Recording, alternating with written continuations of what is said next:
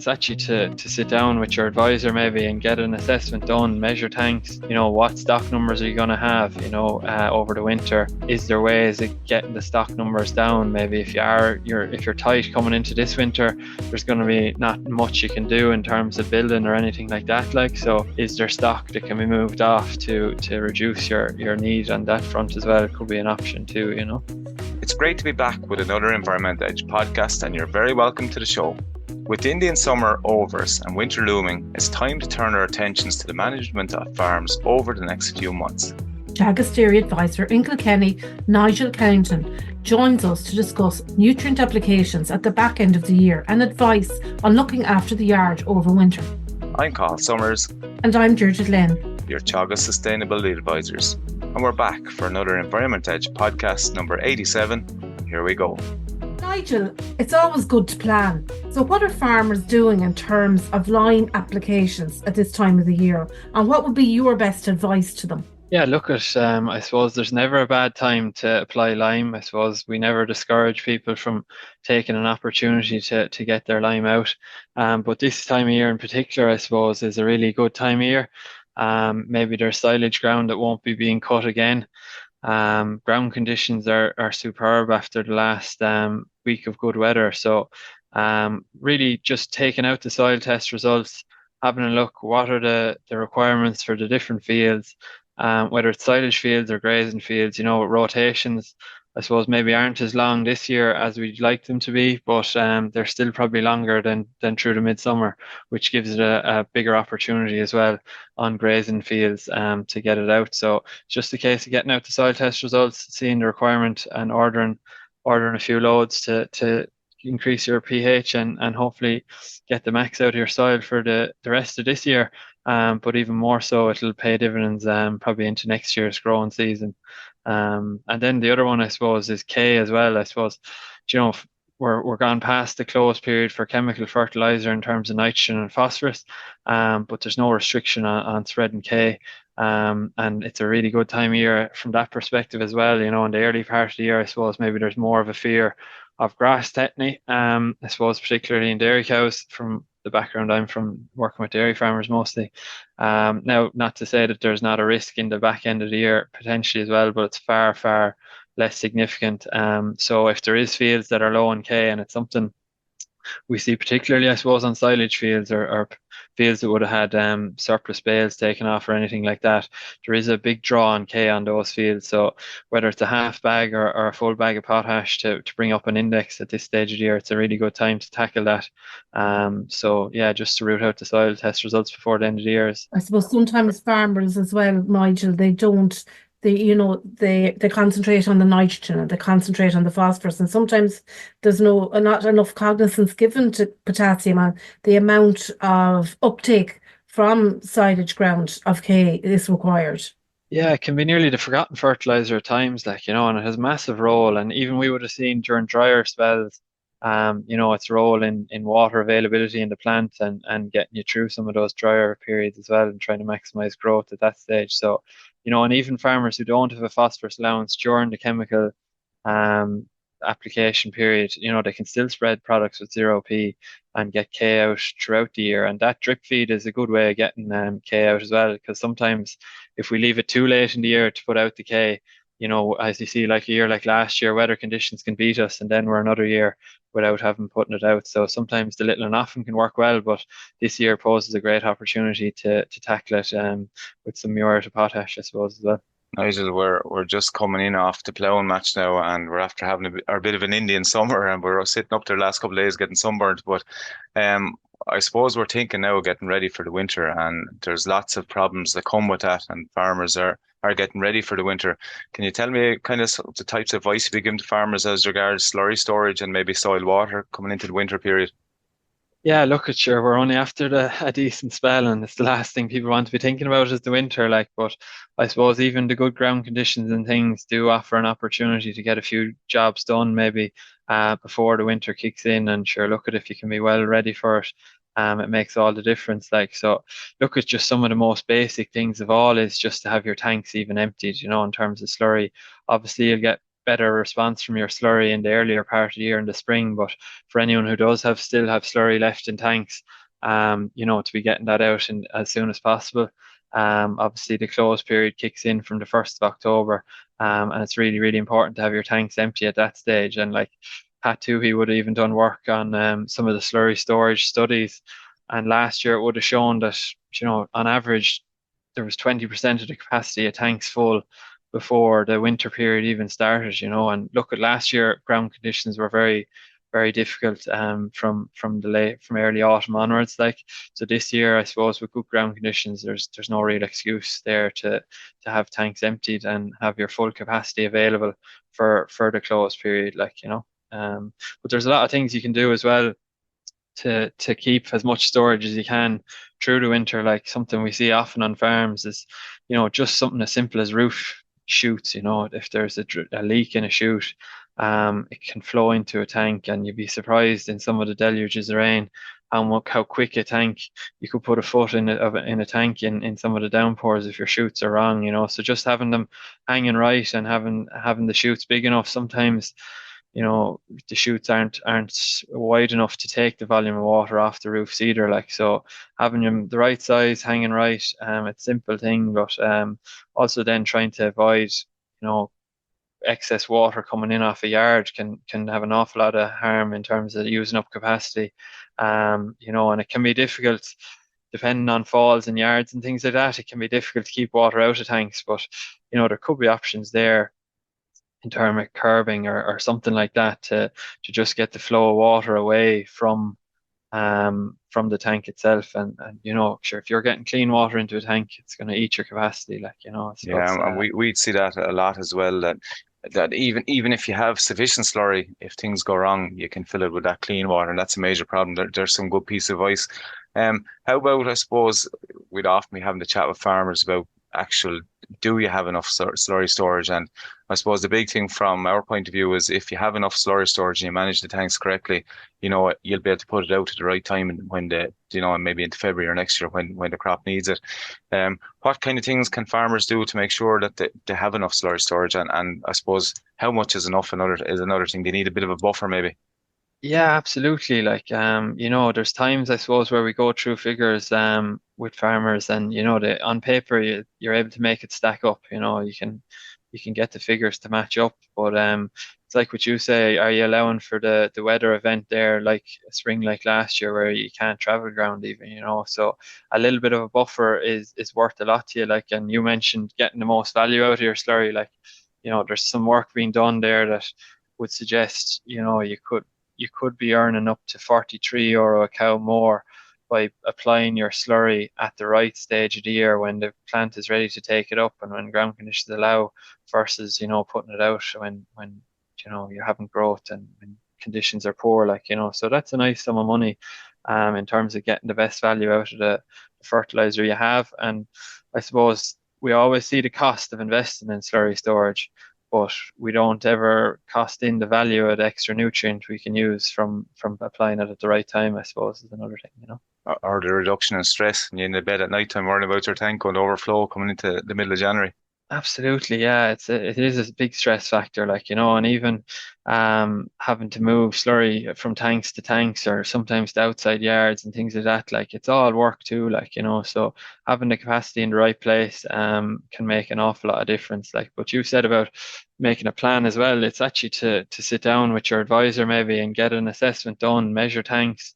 What stock numbers are you going to have, over the winter? Is there ways of getting the stock numbers down? Maybe if you're tight coming into this winter, there's going to be not much you can do in terms of building or anything like that. So is there stock that can be moved off to reduce your need on that front as well? It could be an option too. How do you feel farmers are managing coming into this winter now, Nigel, with all the changes, especially, I suppose, around big yards and irrigation farms? Do you think that is there enough planning done? Are there systems in place to manage this grey water, the soiled water, the slurry in the yards? Yeah, sure. There's a big variation out there, like anything, I suppose, Deirdre. Yeah. Look, I suppose it's been a tough year as well on farmers. The weather hasn't really played ball like other years. Grass growth has been below where we'd like it to be. And input prices and things are quite have been quite high, and production maybe down a little bit. So it's been a challenging year on a lot of fronts, I suppose. But all we can ever do is manage the situation as best as we can, and I suppose to have our system set up that's able to take a good year and a bad year, and in terms of, just having that plan in place, it gives you peace in mind to be able to best manage through a difficult period as well. Like Cathal says, if you have a little bit of extra capacity, it gives you a bit of a cushion there to get you through a rougher period as well. But just one of the things I've seen on farms that can, again, going back to the capacity piece, a spring in the wrong place in a yard can have an awful impact on your capacity as well. I've seen it, and sometimes they crop up in different places in different years, but you've come across them on farm with myself as well, Deirdre, there where That's correct. Yeah, yeah. it can Really come. challenging. Yeah, whether it's near a silage pit or I've seen it running down scraped passages and cubicle houses just coming up at the wrong point. I've seen it coming bubbling up under a tank and out the far side into the middle of a yard, and flowing back into a tank, so it can be a real challenge to get on top of an issue like that as well sometimes. But I suppose if you identify it, and try to do something about it, maybe it's digging a hole, putting a barrel in it, and putting a sump pump, to take away the flow of water before it enters a tank or something like that, or possibly. It's a big job in terms of excavating an area around a building, maybe to put in a drainage pipe to take that clean water away to a drain, before it gets contaminated or anything else. But that can, you can never have enough capacity in a tank if there's clean water flowing straight into it, all through Yeah, a and I high suppose water. sometimes, Nigel, we walk into a yard and we won't see that at first. We're looking to see if the channels are in place. We're looking to see about capacities. We're looking up at the roofs. We're looking at guttering. We're trying to see, are they compliant in every single way? But sometimes you'd miss that because it's under the surface, and it may not pop up as an issue unless it actually makes itself into a drain, because it isn't visible, into a drain or into a water course or into a river.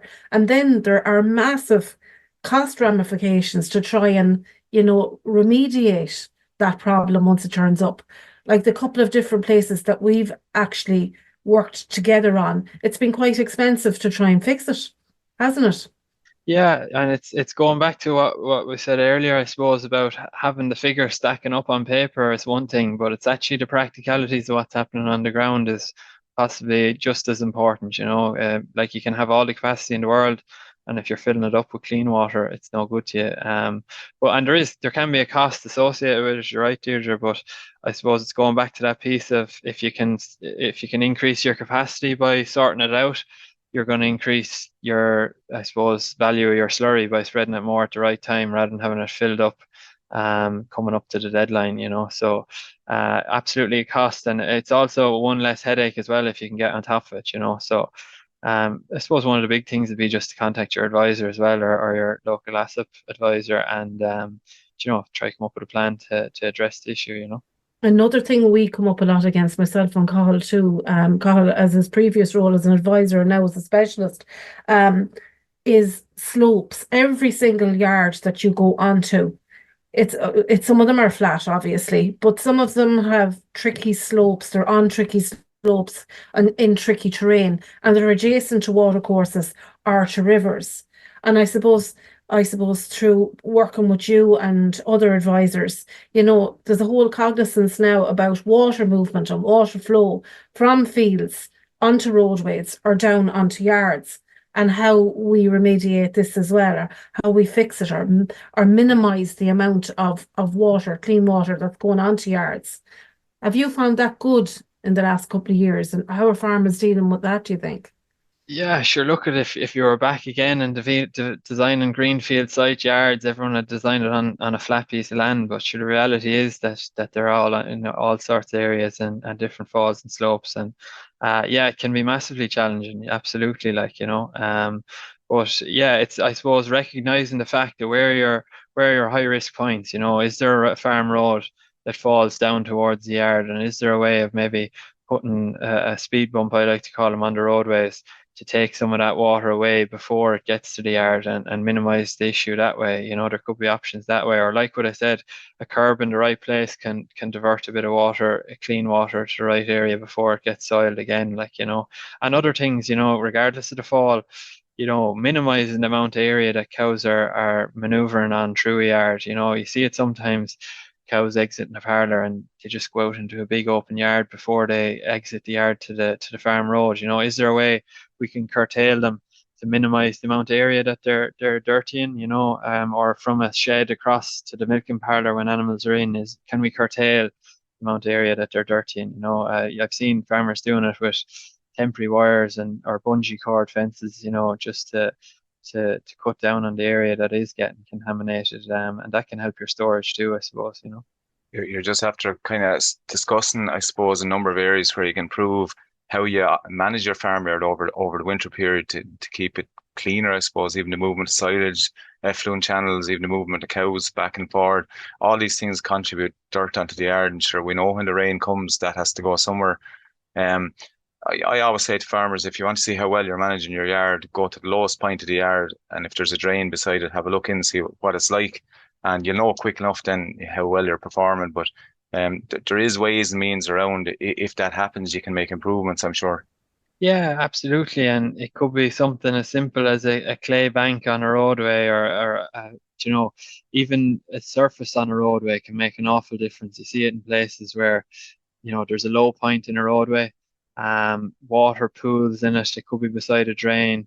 When you've pooling on a roadway, animals, like cow flow reduces, animals stop, they do more dung and urine in that area, and then it makes the problem worse again. You have a larger wet area and it just gets worse and worse, and you end up with this, really poor quality surface then that cows stop on all the time. It's bad for cow flow. And then if it's near a water course, that's not going to be a good scenario either. So, minding your surface, getting the falls right and in the right direction, can save an awful lot of problems, I suppose, even in terms of lameness. And not only that, but you're helping water quality as well. Probably after talking a good bit there today about the different things you have to put in place, I suppose, to protect our waters. And we all know it doesn't matter if you're an intensive farmer or an extensive farmer now. Water quality is high in the agenda, and for a very good reason. But there is a cost associated with it, and it's not necessarily going to, you're not selling it off the farm. So some farmers might have more money to spend than others. What financial incentives, or I won't say incentives, supports are out there for farmers at the moment?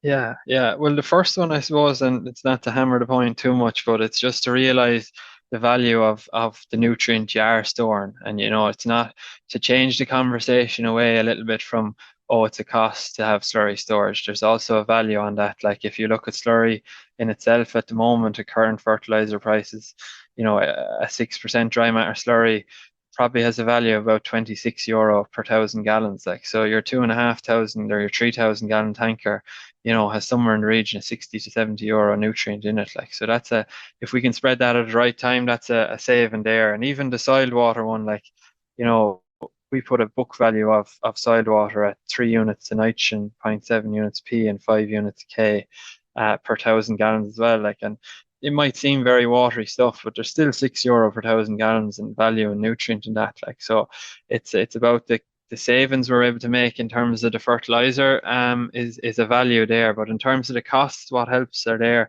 I suppose TAMS, can support investment in slurry storage. 40% grants at the moment are available, and that's 60% for young farmers and women farmers. So that's a good help in terms of bringing down the cost. But also one that I suppose maybe farmers aren't quite as aware of is the accelerated capital allowances that are there. So depending on your tax bill, there's potentials there to make a saving that basically you can write off any investment you make in slurry storage over a 2-year period. against your tax rather than the normal 7 years. So if there is scenarios there where tax bills are of a certain level, combined with a TAMS grant, you could be in quite a strong position in terms of reducing the initial investment cost of that extra slurry storage. But just a rule of thumb as well, sometimes people think, oh, it's going to cost me an awful lot, but just to look at all your options available as well. A concrete slatted tank, 14.5 foot slat, 8 foot deep, is probably going to cost you somewhere in the region of €400 per foot of length of tank. Which is a sizable investment, but as I say, if it's enough to give you peace of mind through the winter and make you use your slurry more efficiently going forward, there's a payback in that as well, and there's other options too in terms of overground towers and things if they suit in particular circumstances either, I've never met a farmer to say that, geez, I shouldn't have put that in. It normally makes life easier any long term. And it's not just this year, next year, you're talking 10, 20, 30 years time. Yeah, and sometimes the farmer is going to dig out a tank and you might say, would you think of going the wider slat, go to 16.5 instead of the 14.5, very little extra cost for a lot of extra capacity, or, is it a case of adding an extra span to the tank? And as you say, there's no one ever came back and said, geez, I built that too big anyway, because they end up filling it, without doubt. I suppose another thing is, we've talked an awful lot about mitigation measures and whatever, and most farmyards are actually adjacent to a water course or a drain. I suppose waters are everything bar a sewer, really, in legislation. So if there's floods or flood water or an awful lot of water movement towards a yard, there's certain things we can do, I suppose, Nigel. The other thing, I suppose, is gates and their location as well. If they're near yards, you have to be very cognizant of the positioning of gates and cattle movement and that as well. So where you have a lot of water moving onto a yard, what kind of plans or what could you do just to make sure that we don't end up with a lot of it in the tanks? Yeah, absolutely. Sure. It's like what we said about locating on flat land. As I say, if we were back again, you wouldn't be locating as close to some of the water bodies as a lot of yards are as well, which can be a challenge. And it just really means you have to be that bit more particular, that bit more careful with the movement of nutrient across the yard, because we all know if a nutrient travels over land, it has some chance of filtering. But if you're right up against the water body, you're always going to be in trouble straight away if you're losing nutrients out of the yard. So, yeah, it's watching the water flows, as we said earlier, kind of, where are your risk points? Is there water flowing in a flash flood to a particular point in the yard? Is there a way that you could, redirect that water, whether it's either hedges or mounds, or curbs. mounds, or even along a roadway or something like that, But there's other things as well, something simple like having a shear grab versus a tine grab for moving silage around the yard. You're dropping less silage with a shear grab, hopefully, and there's less area then, dirty that's going to have washed with rainwater from silage pit. Or another one you'd see can cause an issue going back to your capacity, is, if you're washing out the parlour, how long you spend on the hose. If you've a young lad there and he's half on the phone, the hose is running the whole time, it can have a massive impact on the amount of soiled water you create, or parlour washings, So some of Pat Doohy's work would have shown that as well, that you could have two 16-unit parlours, similar number of cows, and one of them is producing 60 litres of water per cow per day, and another one's producing 30 litres of soiled water per cow per day. And it could be down to something as simple as being quick and efficient with the washdown hose versus standing around and taking your time, Buy that young lad a good hose. Yeah. The secret to it. Good strong one. Look, I think you're after giving great advice there today, and yards can be tricky over the winter night. There's no doubt about that, and it's all about the management of how we work our yards. And as you said yourself, yards are being built on for years and years, and some are more complicated than others, and it's about understanding the movement of water off your yard and how to control it. So I think that's a major one. I do think there's been a huge amount of positive work done on farms around the country in the last 10, 15, 20 years as regards developing yards, and some of the sports like TAMS has played a huge role in that. So hopefully it'll keep continuing, and we're going to get better and better, and it's low hanging fruit to get the yard sorted, and hopefully farmers will heed your advice. But I think what you're saying is 100% correct, and Really appreciate you joining us on the show today. Thanks a million. No problem at all. Thanks for having me on. So there you have it. Tune in next time to hear more interesting chats and discussion. Myself and Deirdre will be back in 2 weeks' time, but do give us a review on Apple and Spotify or wherever you get your podcasts. Thanks for listening to the Environment Edge podcast.